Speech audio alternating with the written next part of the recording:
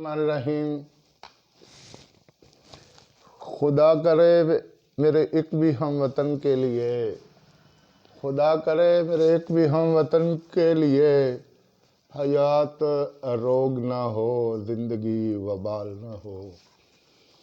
صاحبو، آج سے بہت عرصہ قبل انڈیا کے ایک ہاسپٹل سے جاتے ہوئے ایسے شخص کو میں نے اخبار پہ دیکھا جس کی بیوی فوت ہو گئی اور اس بیچارے کے پاس پیسے نہیں تھے کہ وہ کسی سواری پر اس کو لے کے اپنے گاؤں اس ڈیڈ باڈی کو جاتا۔ اس کی بیوی فوت ہو گئی تھی، تو اس بیچارے نے صف میں لپیٹ کے اپنی بیوی کو باندھا اور اپنے سر پہ رکھ کے وہ 15 کلومیٹر تک پیدل چل کے اپنے گاؤں پہنچا۔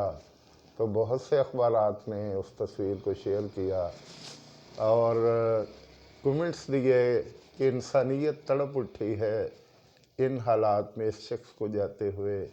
اس کی بے بسی کو پر کس کس نے نوحہ خوانی نہیں کی کہ کیا یہ وقت بھی آنا تھا کہ ایک شخص کی بیوی فوت ہو گئی اور آج اس کو ڈیڈ باڈی گھر لے جانے کے لیے کوئی سواری میسر نہیں ہے، اور وہ بیچارہ اکیلا اپنے سر پہ اس کی ڈیڈ باڈی رکھ کے 15 کلومیٹر پیدل چلا اور اپنے گاؤں پہنچا۔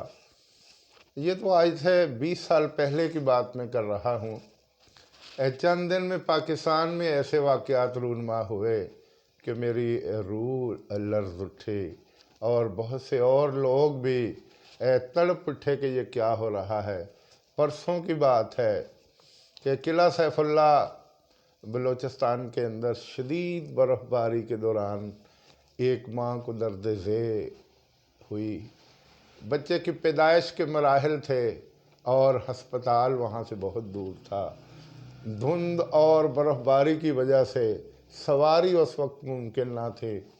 ان بیچاروں نے رات کی تاریکی میں چارپائی پر اس خاتون کو ڈالا اور کندھوں پہ اٹھا کے ہسپتال کی جانب لے جا رہے تھے۔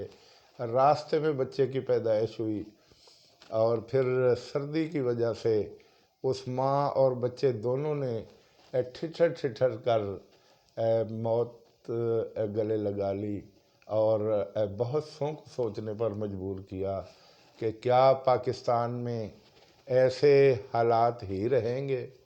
کیا یہاں سیاسی لڑائیاں ہی ہم لڑتے رہیں گے؟ کیا ہم ایک دوسرے کی ٹانگیں کھینچتے رہیں گے کہ اقتدار کسی طرح ہمیں مل جائے اور ہم ایسے ضرورت مندوں کے لیے کچھ نہیں کریں گے؟ کاش اس کو گھر پر یہ علاج میسر ہوتا، کاش اس کا علاج گھر میں کیا جاتا یا کسی قریبی ہاسپٹل میں یہ لمحات گزارے ہوتے۔ اور ایک بات میرے ذہن میں یہ بھی آتی ہے کہ کاش اس کے گھر والوں نے اتنی سردی میں گھر سے نکلنے کا ہی نہ سوچا ہوتا، وہ گھر میں ہوتی، اس کو آگ کی تپش دی جاتی، کوئی اور طریقہ اختیار کیا جاتا اور ان ماں اور بچے کی، زچہ اور بچہ دونوں کی زندگیاں بچ جاتی، لیکن ایسا نہ ہو سکا اور بہت سی آنکھیں آنسو بہا کے رہ گئیں۔ میں اخبارات پڑھ رہا تھا تو میری نظر سے ایک خبر گزری کہ میر پور خاص آزاد کشمیر میں آٹے کی قلت کے باعث قطار میں کھڑے ہوئے، لمبی قطار میں کھڑے ہوئے ایک شخص کو دل کا دورہ پڑا، وہ گرا اور آٹا لینے سے قبل ہی اس نے جان کی بازی ہار دی۔ اس کی تصویر چھپی فیس بک پر بھی، ٹی وی پر بھی اور اخبارات پر بھی یہ تصویر دیکھنے کو ملی۔ وہ شخص لیٹا ہوا تھا اور اس کی وفات کے بعد اس کے قریب آٹے کی بوری رکھی ہوئی تھی۔ ہائے اس زود پشیماں کا پشیماں ہونا، کاش اس کو موت کی دہلیز پر قدم رکھنے سے پہلے آٹا فراہم کر دیا جاتا، کاش یہ دن نہ آتے کہ اسے قطار میں کھڑا ہو کے آٹا لینا پڑتا۔ اور آج اللہ نہ کرے پاکستان کے حالات دن بدن بتدریج خراب ہو رہے ہیں۔ کس کس چیز کی قلت ہے، کس کس چیز کی کمی ہے، اور کہاں کہاں قطاریں بنی ہوئی ہیں، ہمارے ارباب اختیارات کو اس کی کوئی فکر نہیں ہے۔ کاش ہمارے ارباب اختیارات کو دوسروں کی ٹانگیں کھینچنے کی بجائے ان غرباء کا خیال ہو، ان ایسے لوگوں کا خیال ہو جو قطاروں میں کھڑے ہو کے آٹا لے رہے ہیں، دالیں لے رہے ہیں، سبزیاں خرید رہے ہیں اور دیگر ضروریات زندگی وہ پوری کر رہے ہیں۔ کل ایک اور خبر میری نگاہ سے گزری کہ میر پور خاص ہی میں ایک آدمی کی بیٹی بیمار تھی اور اس کے پاس پیسے نہیں تھے۔ اس نے منت سماجت کر کے 5,000 روپے جمع کیے اور اس کو لے کے ہاسپٹل گیا۔ ہسپتال جاتے جاتے کافی دیر ہو گئی اور اس کی بیٹی وہاں وفات پا گئی۔ اب واپسی کے لیے اس نے ڈرائیور سے رابطہ کیا تو ڈرائیور نے کہا کہ میں 2,000 روپے لوں گا، لیکن اس کی جیب میں تو 1 روپیہ بھی نہیں تھا۔ اس نے اپنے بھائی سے کہا کہ آپ موٹر سائیکل اسٹارٹ کریں، میں اس کی ڈیڈ باڈی لے کے پیچھے بیٹھ جاتا ہوں۔ اور وہ اسی طرح اپنی 15 سالہ بیٹی کی ڈیڈ باڈی لے کے گھر پہنچے تو بہت سے لوگوں کے آنسو نکل پڑے، بہت سے لوگوں کی آہیں نکل پڑی۔ تو کیا ایسے موقع پر انسانیت تڑپ نہیں جاتی؟ کیا ہمارے دل پتھر کے ہو گئے ہیں؟ کیا ہمیں اس چیز کا احساس نہیں ہے کہ ہم ایسے دکھ اور کرب کے لمحات میں ایک دوسرے کا ساتھ دیں اور ایک دوسرے کا خیال رکھیں؟ کاش وہ گاڑی والا اس کی مجبوریوں کو نگاہوں میں رکھتے ہوئے فری ڈیڈ باڈی وہاں سے لے کے اس کے گھر چھوڑ آتا اور اس کو یہ تکلیف نہ اٹھانا پڑتی۔ آپ اندازہ کریں کہ اس باپ پہ کیا گزری ہوگی جب وہ اتنا مجبور ہوگا کہ اس کی جیب خالی تھی، سامنے 15-16 سال کی بچی کی ڈیڈ باڈی پڑی تھی اور گھر کا سفر درپیش تھا، اور سوچ سوچ کے کیا وہ پاگل نہیں ہو گیا ہوگا؟ تو صاحبو، ہمیں ایسے موقع پر ایک دوسرے کا خیال رکھنا چاہیے، ہمیں ایسے موقع پر دوسروں کے لیے سوچنا چاہیے، ہمیں ایسے موقع پر انسانیت کا خیال رکھنا چاہیے تاکہ ہمیں ایسے واقعات سے نجات مل سکے۔ تو صاحبو، میں نے جس شعر سے ابتدا کی تھی یہ احمد ندیم قاسمی کے اشعار تھے، یہ دعائیہ اشعار تھے۔ میں نے اس شعر سے اس کا آغاز کیا تھا اور اب میں اس کے اوپر والے اشعار سے پھر پڑھتا ہوں اور اپنی گفتگو کو سمیٹ رہا ہوں۔ احمد ندیم قاسمی کہتے ہیں، وہ خدا کرے کہ میری ارض پاک پر اترے، خدا کرے کہ میری ارض پاک پہ اترے وہ فصل گل جسے اندیشہ زوال نہ ہو، یہاں وہ پھول کھلے وہ کھلا رہے برسوں، یہاں خزاں کو گزرنے کی بھی مجال نہ ہو، خدا کرے نہ کبھی خم ہو سر وقار اے وطن،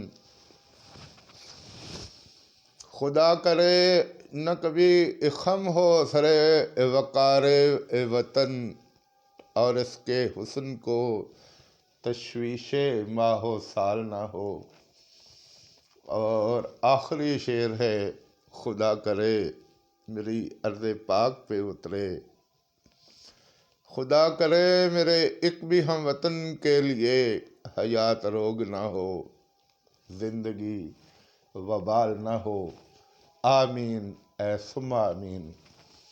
صاحبو، इस वीडियो को सुनते हुए यकीनी तौर पे आपके जज्बात भी उमड़ आए होंगे, और मैं कहता हूँ कि ऐसे आइंदा कभी लम्हात आपके सामने आएं तो अपने उमड़े हुए जज्बात समेत इंसानियत का ख्याल करते हुए, इंसानियत का दर्द महसूस करते हुए, उन लोगों के साथ हमदर्दी और अखुवत के जज्बे के तहत आपसे जो कुछ भी हो सकता हो आप ज़रूर करें। वैसे तो माशाल्लाह हम मुसलमान हैं, हम एक दूसरे के दुख दर्द में शरीक होते रहते हैं। शहरों की निस्बत चकूक में सूरत हाल बड़ी मुख्तलिफ है। आज भी किसी का कोई फौत हो जाता है तो वो घर वाले तो अपने रोने धोने में मसरूफ़ होते हैं, टेंट लगाए जा रहे होते हैं, दरियाँ बिछाई जा रही होती हैं, पानी का बंदोबस्त किया जा रहा होता है, खाने का बंदोबस्त किया जा रहा होता है, और कुछ नौजवान ऐसे होते हैं जो औजार लेकर कब्र तैयार करते हैं, और जब कब्र तैयार हो जाती है तो नमाज जनाजा के बाद जब उस डेड बॉडी को दफन किया जाता है, वो मर्द की हो या औरत की हो, तो तमाम ही गांव वाले, इर्द गिर्द के लोग, रिश्तेदार और अहबाब इकट्ठे उसकी तदफीन करते हैं, और फिर सारे एक एक मुट्ठी मिट्टी डालते हैं। फिर कब्र तैयार होती है, फिर ऊपर छिड़काव किया जाता है, और सारे मिलके सुन्नत नबवी के मुताबिक खड़े होके दुआ करते हैं। और फिर कुछ लोग ऐसे भी होते हैं कि कुछ देर वहाँ बैठकर तिलावत करते रहते हैं, दुआएं करते रहते हैं, और घंटे आध घंटे के बाद वापस लौटते हैं। और फिर उठते बैठते वो लोग जिनके घर से डेड बॉडी उठी होती है, कई दिन तक उनके पास जाके उनके गम को बांटते हैं, उन्हें हौसला देते हैं, उन्हें दिलासे देते हैं। इन बातों से वो मरने वाला वापस तो नहीं आता, लेकिन उसकी ढारस बनती है, उसको थोड़ा सा हौसला मिलता है, और वो आहिस्ता आहिस्ता किथारसिस हो जाने से वो नॉर्मल ज़िंदगी गुजारना शुरू कर देता है, और इस तरह वो अपनी रूटीन की जो कार्रवाई होती है, रूटीन के जो दिन होते हैं, वो गुजारना शुरू कर देता है। तो मेरी दिली दुआ है कि आइंदा हम एक दूसरे के दुख सुख में शरीक हों, हम दूसरों का ख्याल रखें, और खुदा न करे जब कभी हम पे ऐसा वक्त आए तो वो भी हमारे बारे में अच्छा सोच सके। तो इसी गुफ्तगू पर मैं अपनी गुफ्तगू समेट रहा हूँ, गुफ्तगू को इख्तिताम की तरफ ले जा रहा हूँ। वस्सलाम।